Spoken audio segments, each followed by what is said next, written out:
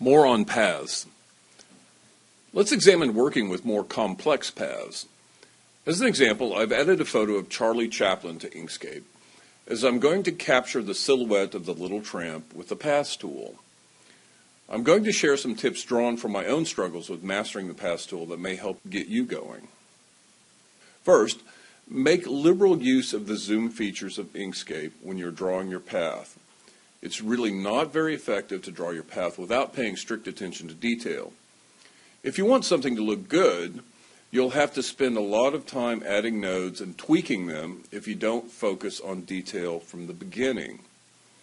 A corollary of this is to work on small segments and then combine the paths later. It's easy to make a mistake when adding nodes, and it can be time-consuming and slightly exhausting to complete, for example, this entire outline on a single path. Secondly, reconcile yourself to the fact that you won't create a perfect outline on your first try.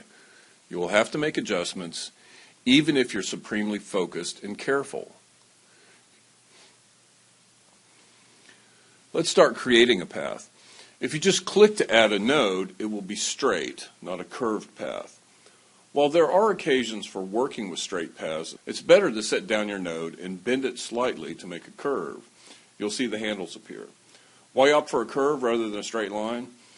Well, in general, you don't want hard edges on a contour, for example, an arm or a leg, if you want something realistic. Often you will have to go back and transform a node into a curve once you examine your outline. Naturally, this depends on what kind of object you're tracing or creating from scratch. In the Chaplin figure, I want to transform nodes to make my outline more supple. In general, when you're creating a path, multiple nodes are a good thing. One common error starting out is drawing your path carelessly with long spaces between nodes. That might work with geometric figures, but not complex shapes. Such a path will not allow you to create much detail, and you will have to go back and add nodes. Well, to do this, select the nodes and then click Insert Nodes into Segment.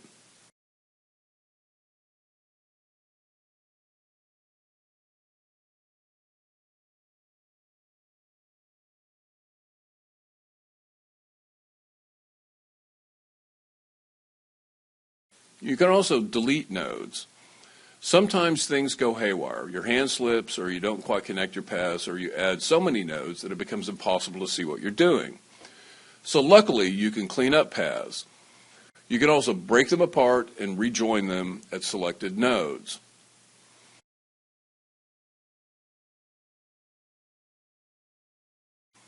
I've often clicked incorrectly, breaking off my path, forcing me to start a new path. But luckily, I can join them easily, so no need to panic. Stay calm and noodle on.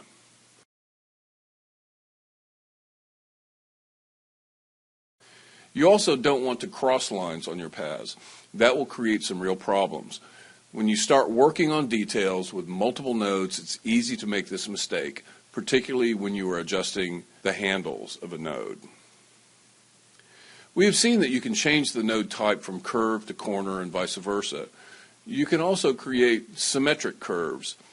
Let's examine what happens to your path when you make a smooth point symmetric. So this will give your shape more regular contours. You can also choose auto smooth on individual nodes to create generous curves. The paths may seem uncontrollable at first, particularly when you're working with the handles of curved nodes. They can seem to have a life of their own. However, with a little practice, using the Paths tool will seem effortless.